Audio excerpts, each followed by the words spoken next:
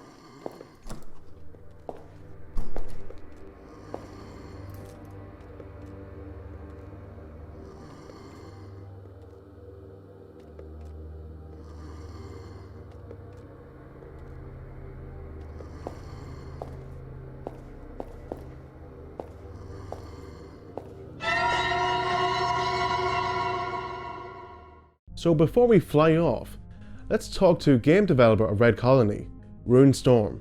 Hey Rune, how's it going? Ohayou gozaimasu, barisama, genki desu. I just finished building this beautiful Lego set I got from my wife for Christmas. So yeah, everything is going great over here. So Rune, what was it like to make this game compared to Knife Boy, your previous game? Making Red Colony was much smoother in comparison to Knife Boy. Obviously Knife Boy was my first game ever, so the whole process was like trial and error. It was literally 3 years of trial and error to get everything to work. I bet I spent like a year just fixing all the bugs that appeared, because I had no idea how to make games and where to start or what's the best way to approach things and stuff like that. But with Red Colony I just brought all my mistakes. I made sure I didn't repeat my mistakes with Red Colony, so it became a much smoother development cycle. One of the things I did in Knife Boy is that I started with the graphics and then I did the coding, which is a big mistake. With Red Colony I started with all the coding and all the functions I wanted in the game. I started with those and made sure they worked, and when they worked I started making the graphics and stuff like that. So it was much easier. But then again, Red Colony is a slightly smaller game in comparison to Knife Boy, which is another thing I learned by making Knife Boy, that Knife Boy was such a undertaking for one person, and especially as a first timer. So with Red Colony I kept that in mind. I had to maybe make it a little bit smaller just to make sure I can see this through and get it out. Because with Knife Boy I made a game, it's on Steam, but it never reached console. It's sort of stuck in porting hell at the moment.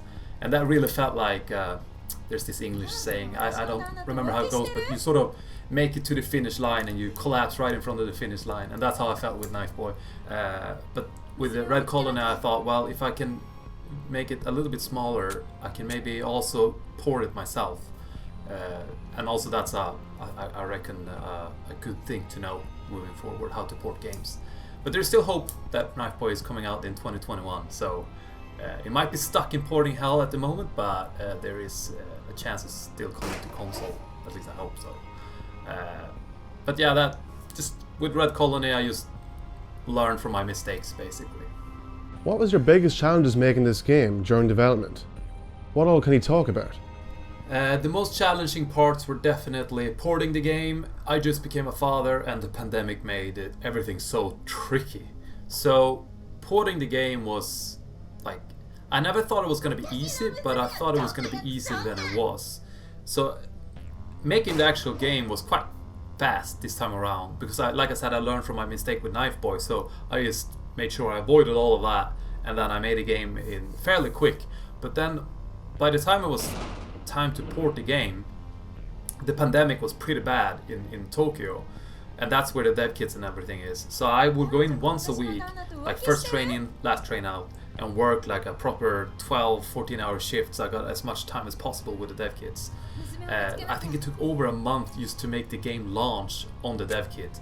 Now, I'm sure I've signed some sort of paper that I'm not allowed to talk about things about dev kits and how things work on the other side, but I just say it was really difficult. But I think people who actually know how to port, they should be able to port a game like Red Colony in like a week or two, maybe 2 weeks. But for me, I think it took over 2 months. But now I learned how to do it, so that's pretty sweet. But then on top of this, like I said, I just became a father, so one of the hardest part was to sit here in my little office and stay disciplined at work. All I want to do is go out there and play. So that was quite challenging. Working from home is, I thought it would be pretty sweet, but now that I work from home, I'm thinking if I had an office and I could go into an office, I would get so much more work done. Because as soon as I run into a problem while creating Red Colony, I would just I go out and play, and then 30 minutes later I will come back and try to tackle the same problem. While with Knife Boy, I would just double down on it and work harder until it gets solved. But now it's so easy for me to just go out and play instead of working. So that's tricky to stay disciplined and work from home. But yeah, I think that's it. The porting was really hard. And finally, is there anything else you want to say to the fans before we fly off? Yes, before we fly off, if you picked up the game and you gave it a go, thank you so much. This is I told my wife on Christmas when she gave me this Nintendo 8-bit Lego system. When I was a kid, we had this video when I'm playing the original 8-bit on Christmas, and I've been in love with games ever since, and of course dreamt about making games one day. And now the Red Colony is coming out on a Nintendo system. That really is just an amazing feeling. Just that in of itself, and I really hope that this game will entertain a lot of you. But of course it's not a 10 out of 10 game, but I hope that I brought something different to the ocean of games out there. And if you picked up this particular game and gave it a go, that really means a lot. And it's called Humbled. I feel so very fortunate. Can't quite find the words, but very happy. And thank you so much for supporting me. And you too, Barry, thank you so much for having me on your show. And let's take off. Thank you so much for watching today's Impact Direct here on Impact Game Station. We really appreciate it here. And what a way to kick off 2021 here on the channel. So I wonder what's next for Impact Direct. Alright guys, see you soon.